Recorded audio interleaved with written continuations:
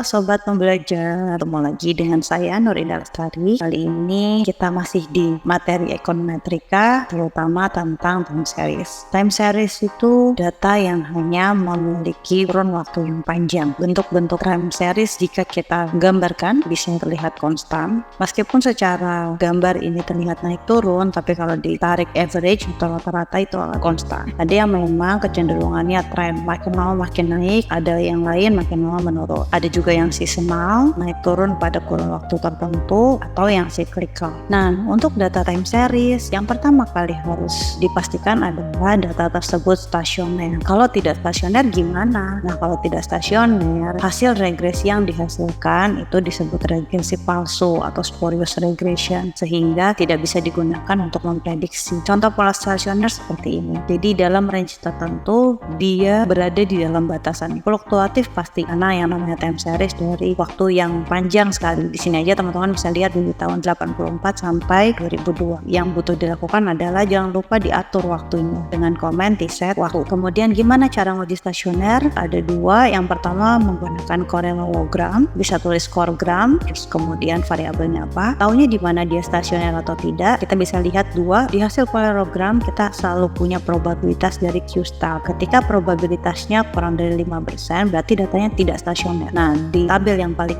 kiri ini probnya lebih dari 5% ya, 62, 80, 90. Ini datanya secara probabilitas stasioner. Sementara tabel yang tengah dan yang sebelah kanan probnya 0 semua. Ini dianggap datanya tidak stasioner. Atau dengan cara yang kedua, di parallelogram masih teman-teman bisa lihat grafiknya. Ketika grafiknya tidak melebihi batasan, di ujung ada batasan, kecenderungan datanya stasioner. Sementara kalau datanya melebihi batasan atau datanya meluru, saya menuliskannya grafik menurun perlahan, kecenderungan datanya tidak stasioner. Dan yang ketiga dengan augmented Dickey-Fuller. Di Stata kita tinggal tulis komennya DF-Fuller terus variabelnya apa. Dari situ kita akan lihat kanalnya apa, datanya tidak stasioner, H1-nya data stasioner. Jadi ketika misal kita dapat value-nya kurang dari 5%, berarti datanya stasioner seperti yang di bawah ini. Sementara kalau datanya lebih dari 5%, berarti datanya tidak stasioner. Kita coba cross check yuk, ini statanya. Saya menggunakan data observasi,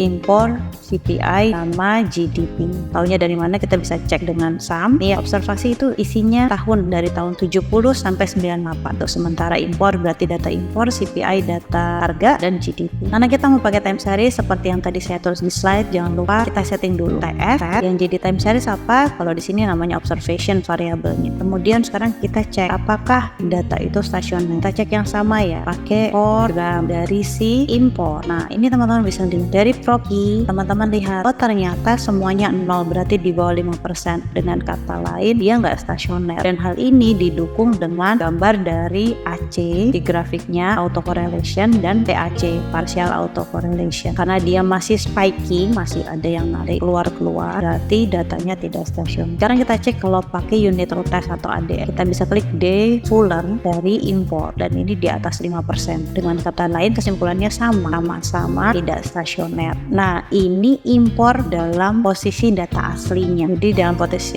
data asli dia ternyata nggak stasioner. Terus gimana bisa stasioner? Kita buat difference-nya, kita turunkan, kita cari selisih antara impor dengan data impor tahun sebelumnya. Itu namanya difference. Ketika dicek seperti apa, kita bisa lihat ini program yang sama, tapi kita tambah di titik impor. Ini sudah stasioner. Taunya dari mana? Ini probnya lebih banyak yang lebih besar dari 5% dibanding yang kurang dari 5%. Kemudian secara gambar pun dia tidak lagi meluruk atau tidak lagi makin kecil garisnya, tapi spiky di waktu-waktu tertentu. Kalau dari Dickey-Fuller gimana? Sama, Dickey-Fuller di depannya sebelum impor tulis D titik. Nah, kita dapat hasilnya 0,01. Berarti untuk data impor dia stasioner di difference pertama. Tadi kita udah dapat hasilnya sama seperti yang ada di slide ini tentang impor dan difference impor. Nah, kita lanjut ke ARIMA. ARIMA itu apa? ARIMA itu sebenarnya sebenarnya ada 3 klausul. AR autoregresif, kemudian ada I-nya integrated, MA-nya moving average. Ketika bicara autoregresif berarti dia SIDA, kayak tadi contohnya impor, dia bisa meregresi otomatis berdasarkan data impor tahun sebelumnya. Itu autoregresif. Sementara kalau moving average, dia itu bisa diregresikan berdasarkan kesalahan yang terjadi setiap tahunnya. Terus apa hubungannya ada integrated? Karena pada time series itu ada data yang stasioner dan tidak stasioner, makanya ada integrasi. Ketika data yang tidak stasioner pada suatu level dirubah ke level yang berbeda atau didifferenskan sehingga integrasinya itu bertambah. Data-data yang stasioner kita pakainya AR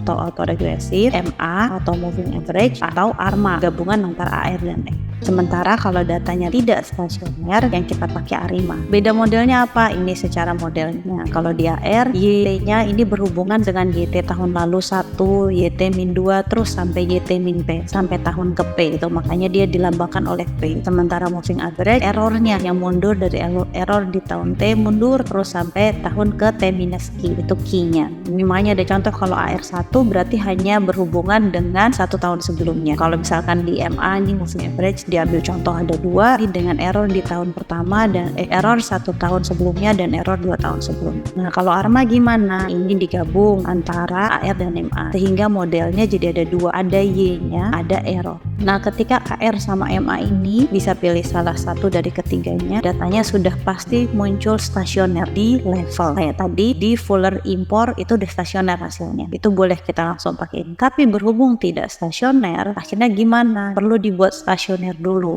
Proses stasioner itu mendiferensiasi ketika tidak stasioner pada level, sementara stasioner pada D1. Tadi bisa cek dari hasil parallelogram atau ADF. Difference itu diambil dari Y pada tahun T dikurangi Y pada tahun sebelumnya, sehingga kalau di difference itu sudah oke, ya kita pakai data yang tengah. I-nya, si D-nya difference itu 1. Tapi ternyata kalau sudah di difference-kan masih belum stasioner, masih di atas 5%, kalau hasil di key Fullernya kita bisa cek lagi, kita pakai D-nya 2, boleh? Ya boleh. D2 itu hasil selisih difference di tahun itu dengan difference 1 tahun sebelum. Nah gimana nih kalau untuk ARIMA? Defaultnya komen ARIMA ini ARIMA variabel, ARIMA P-nya berapa, AR-nya, difference-nya berapa, kemudian Q-nya berapa, terus kita tambahin nolong. Defaultnya ini ya. Walaupun teman-teman gak pakai nolong gak apa-apa, boleh, tapi nanti agak panjang. Jadi ketika kita mau coba cek sebenarnya kalau mau buat regresi impor terhadap dirinya sendiri itu seperti apa sih? Nah, kita buat ARIMA. ARIMA itu hanya untuk time series yang hanya ada satu variabel atau univariat. Jadi kita tulis ARIMA dari si impor, ARIMA-nya berapa, P-nya berapa, Q-nya berapa, D-nya berapa. Taunya dari mana? Kalau kita pakai yang parallelogram import, berarti D-nya 0 ya. Ini AR-nya di sini yang paling tinggi di 1 nih, 1 lag-nya 1. Jadi P itu lag ketika di AR. Kemudian Q itu lag ketika kita bicara MA. Lag-nya diambil yang mana? Biasanya yang paling tinggi atau yang lagi paling panjang. Misal kita pakai import, ini ARIMA-nya 1. Kalau kita pakai yang impor aja berarti difference-nya 0, kemudian MA-nya 1. Nah teman-teman lihat panjang ya. Kenapa? Karena ini saya hanya nulis ARIMA import ARIMA 101. Kalau mau lebih pendek apa? Ini yang sama belakangnya ditambahin 0 sehingga iterasi dari 0 sampai 25 di sini yang dituliskan itu di skip. Nah ini langsung hasilnya di sini kelihatan. Kalau pakai 0 kemudian pakai AR1 MA1 dia signifikan, bisa. Padahal tadi di awal ketika cek parallelogram di yang level ternyata kan gak stasioner, yang signifikan itu yang di difference. Kalau difference berarti I-nya sama dengan 1. Ini yang tadi ya kita dapat di sini lebih dari 5%, terus ini spike-nya juga tidak meluru. Begitu juga yang di D import, ini di bawah 5% sehingga dia signifikan. Dicoba lagi ARIMA import, ARIMA misal bukan 101 tapi 111 ya, hasilnya lihat konstantanya signifikan, tapi AR-nya signifikan di 10%, MA-nya tidak signifikan. Kalau gitu mau coba yang lain boleh, misalkan dianggap MA-nya 0 karena MA-nya nggak signifikan. Oh ternyata ini signifikan, dua-duanya di impor ini signifikan, konstantanya di AR-nya lag 1 juga signifikan. Mau pilih yang mana? Pemilihan model itu seni. Yang saya tuliskan di sini hanya 2 dari hasil yang tadi kita lakukan, hanya yang ARIMA 111 dan 110. Yang perlu dicek apanya? Signifikansinya seperti apa. ARIMA 101